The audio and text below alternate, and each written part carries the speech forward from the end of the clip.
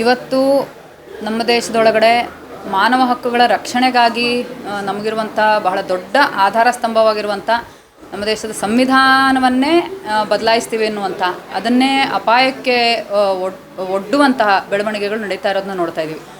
ನೋಡಿ, ನಾಗರಿಕ ಹಕ್ಕುಗಳನ್ನ ಪ್ರೊಟೆಕ್ಷನ್ ಮಾಡೋಕ್ಕೆ ಅಂತಲೇ ನಾವು ಒಂದು ಅಸೋಸಿಯೇಷನ್ ಮಾಡ್ಕೊಂಡಿರೋದು APCR. ನಾಗರಿಕ ಹಕ್ಕುಗಳು ಸಂವಿಧಾನದಲ್ಲಿ ಏನೆಲ್ಲ ಹಕ್ಕುಗಳನ್ನು ಬರೆದಿದೆಯೋ ಪ್ರಜೆಗಳಿಗೆ, ಈ ದೇಶದ ಪ್ರಜೆಗಳಿಗೆ ನಾವು ಬರ್ಕೊಂಡು ನಾವು ಒಪ್ಕೊಂಡು ನಾವು ಅರ್ಪಿಸ್ಕೊಂಡಿದ್ದೀವೋ ಸಂವಿಧಾನನ, ಆ ಎಲ್ಲ ಹಕ್ಕುಗಳು ಎಲ್ಲ ನಾಗರಿಕರಿಗೂ ಸಮಾನವಾಗಿ ಸಿಗಬೇಕು ಅಂತ. ಅದರಲ್ಲಿ ಮಾನವ ಹಕ್ಕುಗಳು ಕೂಡ ಇರುತ್ತೆ. ಸೊ ಹಾಗಾಗಿ ಯಾವ ಧರ್ಮದವರು, ಯಾವ ಜಾತಿಯವರು, ಯಾವ ರೀಜನ್, ಯಾವ ಜಾಗದವರು, ಇದು ಇಲ್ಲಿ ಅಪ್ರಸ್ತುತ ಆಗ್ತದೆ. ಅವ್ರು ಕಾಶ್ಮೀರದಲ್ಲಾಗಲಿ, ಕನ್ಯಾಕುಮಾರಿಯವರಾಗಲಿ, ಈಸ್ಟರ್ನ್ ಇಂಡಿಯಾ ಆಗಲಿ, ಅಥವಾ ಗುಜರಾತ್ ಆಗಲಿ, ಸೆಂಟ್ರಲ್ ಭಾರತ ಆಗಲಿ, ಎಲ್ಲ ಕಡೆಯ ಜನರು ಕೂಡ ಭಾರತದ ನಾಗರಿಕರು ಸಂವಿಧಾನದ ಪ್ರಕಾರ. ಹಾಗಾಗಿ ಎಲ್ಲೋ ಒಂದು ಕಡೆ ಏನೋ ರೀತಿಯ ಗಲಾಟೆ ಆಯಿತು ಅಂತ ಹೇಳಿಬಿಟ್ಟು ಯಾವುದೋ ಒಂದು ಕೋಮಿನವ್ರನ್ನ, ಒಂದು ಜನಾಂಗದವ್ರನ್ನ, ಒಂದು ರೀಜನ್ನವ್ರನ್ನ, ಒಂದು ಜಾಗದವ್ರನ್ನ ಗುರಿ ಮಾಡಿ ಅವ್ರಿಗೆ ತೊಂದರೆ ಕೊಡುವಂಥದ್ದು, ಅವ್ರನ್ನ ಕೊಂದು ಹಾಕುವಂಥದ್ದು, ಅವ್ರಿಗೆ ಹೊಡೆದು ಬಡ್ದು ಹಲ್ಲೆ ಮಾಡೋವಂಥದ್ದು, ಅವ್ರನ್ನ ಶೋಷಣೆ ಮಾಡುವಂಥದ್ದು ಭಾರಿ ಅಸಹ್ಯವಾದ ಅನಾಗರಿಕತೆಯ ಸಂಕೇತ ಅದು.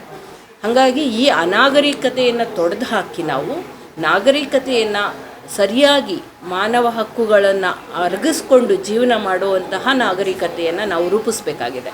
ಅಂತಹ ಒಂದು ಸಮಾಜನ ನಾವು ಕಟ್ಟಬೇಕಾಗಿದೆ. ಈಗಿರುವ ಜನರಿಗೆ, ಯುವ ಜನರಿಗೆ, ಮಕ್ಕಳಿಗೆ ಮತ್ತು ಮುಂಬರುವ ಜನಾಂಗಕ್ಕೆ ಎಲ್ಲರಿಗೂ ಸೇರಿ. ಹಾಗಾಗಿ ನಮ್ಮ ಒಂದು ಕಚೇರಿ ಭಾರತದ ಎಲ್ಲ ಕಡೆ ಶುರುವಾಗಿದೆ. ಹಾಗೆ ಬೆಂಗಳೂರಿನಲ್ಲಿ ಹೊಸ ಕಚೇರಿ ಇವತ್ತು ಶುರು ಮಾಡಿದ್ದೀವಿ. RT ನಗರಲ್ಲಿ ನಂದಿನಿ ಹೋಟೆಲ್ ಆಪೋಸಿಟಲ್ಲಿ ವಾಲ್ನಟ್ಸ್ ಟವರ್ನಲ್ಲಿದೆ, 3ನೇ ಮಹಡಿನಲ್ಲಿ. ಯಾರಿಗೆ ಯಾವುದೇ ರೀತಿಯ ತೊಂದರೆ ಆದ್ರೂ ಕೂಡ ಇಲ್ಲಿಗೆ ಬಂದು ಅವರ ಅಹವಾಲನ್ನು ತಿಳಿಸ್ಬೋದು. ನಾವು ಅವರ ಬೆನ್ನೆಲುಬಿಗೆ ನಿಲ್ತೀವಿ. ಯಾವುದೇ ಜಾತಿ ಆಗ್ಬೋದು, ಯಾವುದೇ ಧರ್ಮ ಆಗ್ಬೋದು, ಯಾವುದೇ ಜೆಂಡರ್ ಆಗಬಹುದು, ಇಲ್ಲಿ ಬರಬಹುದು. ಅವರಿಗೆ ಅನ್ಯಾಯ ಆಗಿದ್ದರೆ, ಅವ್ರಿಗೆ ಶೋಷಣೆ ಆಗಿದ್ದರೆ ನಾವು ಅವ್ರ ಜವಾಬ್ದಾರಿ ತೆಕ್ಕೊಂಡು ಕಾನೂನು ಪ್ರಕಾರವಾಗಿ ಯಾವ ರೀತಿ ನ್ಯಾಯ ದೊರಕಿಸಬಹುದು, ನ್ಯಾಯ ಒದಗಿಸಬಹುದು, ಆ ನಿಟ್ಟಿನಲ್ಲಿ ನಾವು ಹೋರಾಟ ಮಾಡ್ತೀವಿ. ಅದಕ್ಕೆ ನಾವು ಬದ್ಧರಾಗಿದ್ದೀವಿ. ನಮ್ಮ ದೇಶದೊಳಗಡೆ ಮಾನವ ಹಕ್ಕುಗಳ ರಕ್ಷಣೆಗಾಗಿ ನಮಗಿರುವಂಥ ಬಹಳ ದೊಡ್ಡ ಆಧಾರ ಸ್ತಂಭವಾಗಿರುವಂಥ ನಮ್ಮ ದೇಶದ ಸಂವಿಧಾನವನ್ನೇ ಬದಲಾಯಿಸ್ತೀವಿ ಎನ್ನುವಂಥ ಅದನ್ನೇ ಅಪಾಯಕ್ಕೆ ಒಡ್ಡುವಂತಹ ಬೆಳವಣಿಗೆಗಳು ನಡೀತಾ ಇರೋದನ್ನ ನೋಡ್ತಾ ಇದ್ದೀವಿ. ಸೊ ಈ ಥರದಲ್ಲಿ ಸಂವಿಧಾನದ ಮೇಲೇ ದಾಳಿಗಳು ನಡೀತಾ ಇರುವಾಗ ನಾವು ಊಹೆ ಮಾಡಬಹುದು, ಸಂವಿಧಾನದಿಂದ ರಕ್ಷಣೆಗೊಳಪಟ್ಟಿರುವಂಥ ಸಮುದಾಯಗಳ ಮೇಲೆ ಎಷ್ಟೆಲ್ಲ ರೀತಿಯಲ್ಲಿ ದಾಳಿ ನಡೀತಾ ಇರಬಹುದು.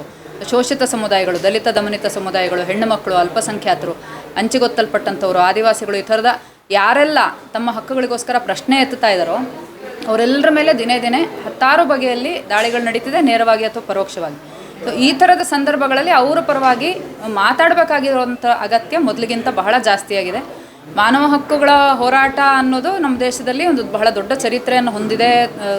40-50 ವರ್ಷಗಳಿಂದ ಮಾನವ ಹಕ್ಕು ಹೋರಾಟಗಾರರು ಭಾರತದ ಪ್ರಜಾತಂತ್ರವನ್ನು ನಿಜವಾದ ಅರ್ಥದಲ್ಲಿ ಒಂದು ಅತ್ಯುತ್ತಮವಾದಂಥ ಪ್ರಜಾತಂತ್ರವನ್ನಾಗಿ ರೂಪಿಸ್ಲಿಕ್ಕೋಸ್ಕರ ಬಹಳ ಶ್ರಮಿಸಿದ್ದಾರೆ. ಆ ಪರಂಪರೆಯನ್ನು ಮುಂದುವರಿಸುವಂಥ ಒಂದು ಪ್ರಯತ್ನವಾಗಿ APCR ಕೂಡ ಕರ್ನಾಟಕದಲ್ಲಿ ಈಗಾಗಲೇ ಕಾರ್ಯಾರಂಭ ಮಾಡಿದೆ. ಈಗ ಇನ್ನಷ್ಟು ಅದನ್ನು ವೇಗಗೊಳಿಸುವಂಥ, ಚುರುಕುಗೊಳಿಸುವಂಥ ದಿಕ್ಕಿನಲ್ಲಿ ಇವತ್ತಿನ ಈ ಸಭೆ ಮತ್ತು ಕಚೇರಿಯ ಉದ್ಘಾಟನೆಯ ಮೂಲಕ ಮುಂದಿನ ದಿನಗಳಲ್ಲಿ ಯಾರೇ ಮಾನವ ಹಕ್ಕುಗಳ ವಿಚಾರದೊಳಗಡೆ ತೊಂದರೆಗೊಳಗಾದವರಿದ್ದರೂ ಕೂಡ ಅವರು ನಮ್ಮ ಹತ್ರ ಬರೋವರೆಗೆ ಕಾಯ್ದೆ ನಾವೇ ಅವರನ್ನು ರೀಚ್ ಔಟ್ ಮಾಡುವಂತಹ ಕಾರ್ಯಕ್ರಮಗಳನ್ನು, ಕಾರ್ಯಯೋಜನೆಗಳನ್ನು ಹಮ್ಮಿಕೊಳ್ಬೇಕು ಅನ್ನುವಂಥ ಉದ್ದೇಶ ಹೊಂದಿದೆ. ಇದರಲ್ಲಿ ವಕೀಲರಿದ್ದಾರೆ, ಮಾನವ ಹಕ್ಕುಗಳ ಕಾರ್ಯಕರ್ತರುಗಳಿದ್ದಾರೆ, ಸಾಮಾಜಿಕ ಹೋರಾಟಗಾರರಿದ್ದಾರೆ, ಚಿಂತಕರು, ಬುದ್ಧಿಜೀವಿಗಳು, ನಿವೃತ್ತ ಅಧಿಕಾರಿಗಳು, ಎಲ್ಲ ಬಗೆಯ ವೃತ್ತಿಪರರನ್ನು ಮತ್ತು ಚಿಂತಕರನ್ನು ಒಳಗೊಂಡಂಥ ಒಂದು ತಂಡವಾಗಿದೆ ಇದು. ಮುಂದಿನ ದಿನಗಳಲ್ಲಿ ಇದರ ಪ್ರಯೋಜನ ಕರ್ನಾಟಕಕ್ಕಾಗತ್ತೆ ಅನ್ನುವಂಥ ನಂಬಿಕೆ ಇದೆ. ಇದನ್ನು ಆನ್ಲೈನಲ್ಲೂ ಮತ್ತು ಆಫ್ಲೈನಲ್ಲೂ APCR ಕುರಿತಾಗಿ ಜನರಿಗೆ ಮಾಹಿತಿ ಮುಟ್ಟಿಸುವಂಥ ಕೆಲಸ ಈಗಾಗಲೇ ನಡೀತಾ ಇದೆ.